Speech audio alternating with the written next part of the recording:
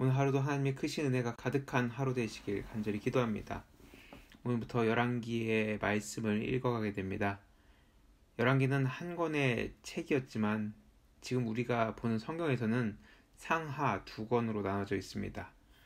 특히나 오늘 읽은 말씀 1장에서 2장에는 다윗 왕이 죽고 다음 왕인 솔로몬이 권력을 견고히 하면서 정치적인 안정을 이루는 모습이 나옵니다. 그런데 그 모습이 그렇게 썩 좋아 보이진 않습니다. 한국의 역사 드라마를 보면 왕권이 교체될 때 피비린내 나는 싸움이 일어나는 것을 볼 수 있습니다. 이는 아무 일 없이 세습되는 역사보다 더 자극적이고 시청자들의 관심을 끌기 좋은 소재이기에 이러한 역사 소재를 택해서 드라마틱하게 엮어 사극을 만드는 것이죠. 사실 세상의 왕권이 교체될 때마다 뭔가 큰 일이 일어나고 동족 상잔의 비극이 나타나는 것은 보편적인 일은 아닙니다. 대부분 별다른 일 없이 왕권이 계승되고 이어지게 되죠. 하지만 환란과 비극이 난무할수록 사람들의 인식에 각인되고 또 이야기거리가 됩니다. 그리고 역사적인 기록에서 부각되어서 다른 사람들이 다른 역사보다 그런 역사를 더 기억하게 되는 것이죠. 열왕기서에서도 북이스라엘과 남유다의 왕위 계승에 관한 기사를 보면 특별한 사건은 그렇게 많지 않습니다. 오히려 그들의 통치 기간 중 잘못된 점들을 이야기하면서 그 왕이 하나님으로부터 인정받았는지 아니면 인정받지 않았는지에 초점이 맞추어져 있습니다. 그런데 오늘 말씀은 열왕기서 첫 부분임에도 불구하고 왕권 확립 과정 가운데 우리가 흔히 보아왔던 사극보다 더 처참한 상황이 나타납니다. 하나님이 세우신 나라고 하나님의 계획 가운데 세워진 왕이라면 왕위 계승이 순조롭게 이어져야 하는데 첫 장부터 솔로몬 정권이 확립되는 그 일들을 보면 세상보다 더한 일들이 일어나는 것을 볼 수 있습니다.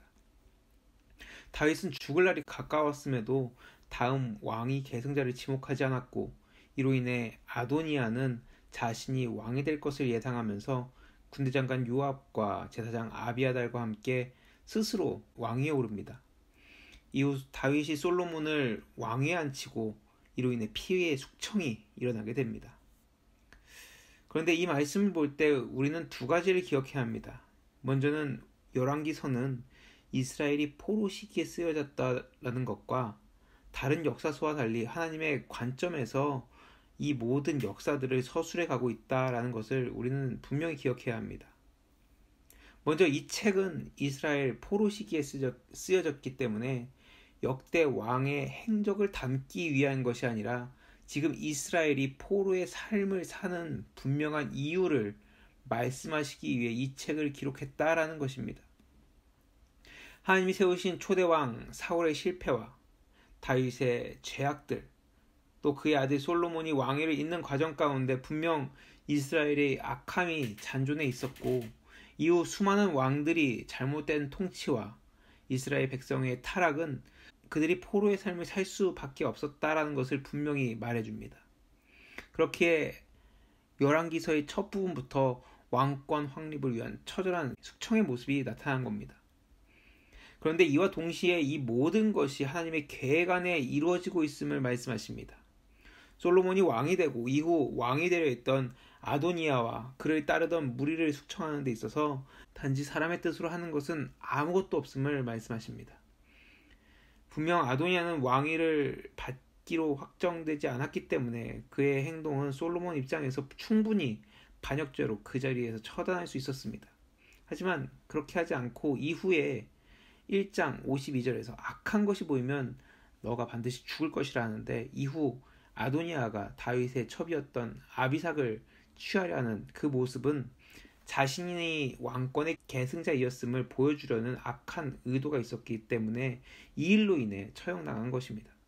또 아비아달은 제사장으로서 죽임을 당하지는 않았지만 2장 27절에 보면 엘리 집안에 대한 예언이 응하게 되었다라는 부분을 통해서 하나님의 계획 가운데 이 일이 이루어진 것임을 말해줍니다. 세상에서는 왕권이 바뀌고 이전 사람들이 제거될 때 세상의 기준 그리고 자신의 기준에 따라 그 상대방을 숙청합니다. 하지만 이스라엘은 분명 하나님 말씀 가운데 세워진 나라였고 아직까지도 하나님의 율법이 기준이 되었으며 비록 그들이 하나님을 점점 잊어가도 하나님은 그들을 포기하지 않으셨음을 열왕기서를 통해서 말씀하고 계시는 겁니다. 이제 우리는 오늘 말씀을 통해서 지금 나의 모습을 비춰봐야 할 때입니다. 우리가 하나님의 말씀을 받은 자들로서 지금 얼마나 하나님의 말씀 가운데 살고 있는지, 지금 내가 세상의 기준이 아닌 하나님의 기준으로 살아가고 있는지 말씀을 통해 점검할 수 있어야 한다라는 것이죠. 앞에서도 말씀드렸지만 열왕기서는 이스라엘의 역사를 기록한 것이 아니라 이스라엘이 포로 시기에 왜 그들이 포로 생활을 할 수밖에 없었는지에 대해서 말씀해 주시기 위해 기록된 책입니다. 그렇다면 지금 이 시기에 우리가 이 말씀을 읽는 이유, 어찌 보면은 세상의 포로로 살아가는 우리 가운데 하나님의 말씀으로 살아갈 수 있도록 우리에게 주시는 이 말씀이라는 것이죠. 인간의 죄악된 본성으로 인해 많은 사람들이 어려움 가운데 하나님 말씀으로 어려움을 이기는 것이 아니라 세상의 방법과 뜻을 쫓아갑니다. 지금 이 말씀을 듣는 분들 중에는 그래도 하나님의 말씀 가운데 살아가려고 하지만 대부분의 사람들은 말씀을 기억하기보다 세상의 방법에 이미 길들여져 있고 또 많은 사람들이 그렇게 살아가기 때문에 자신도 그렇게 살아가는 모습을 보입니다. 하나님의 말씀을 알고 그 말씀을 따르기로 결정한 우리조차도 세상의 모습을 보면서 자신도 모르게 세상의 모습을 닮아가는 것을 볼 수가 있습니다. 그러하기에 이러한 때 우리는 말씀으로 깨어 있어야 합니다. 나의 생각이 기준이 아니라 하나님의 말씀이 기준이 되도록 그 말씀을 듣고 묵상하면서 기도하고 또 하나님의 뜻을 계속 물어가야 한다라는 것이죠. 그렇게 해도 흔들리는 게 바로 우리의 모습입니다. 그렇게 해도 자신의 생각이 판단 기준이 되는 것이 바로 우리 인간입니다. 바라기는 오늘 말씀을 통해서 나의 모습을 한 번 더 되돌아보면서 세상의 판단으로 살아가고 있는지 아니면 하나님의 말씀 가운데 판단의 기준을 세우면서 살아가고 있는지를 살필 수 있게 되기를 간절히 소원합니다.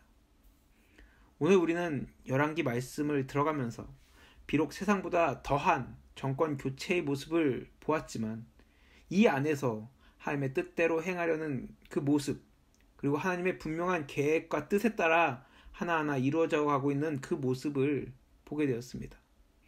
바라기는 지금 우리 가운데서도 하나님의 역사는 이루어지고 있으며 이 역사 가운데서 우리 믿는 자들이 먼저 하나님의 말씀 가운데 하나님의 뜻 가운데 행하려는 그 모습들을 보이면서 살아갈 수 있는 저와 여러분 오늘 하루가 되시길 간절히 축원합니다.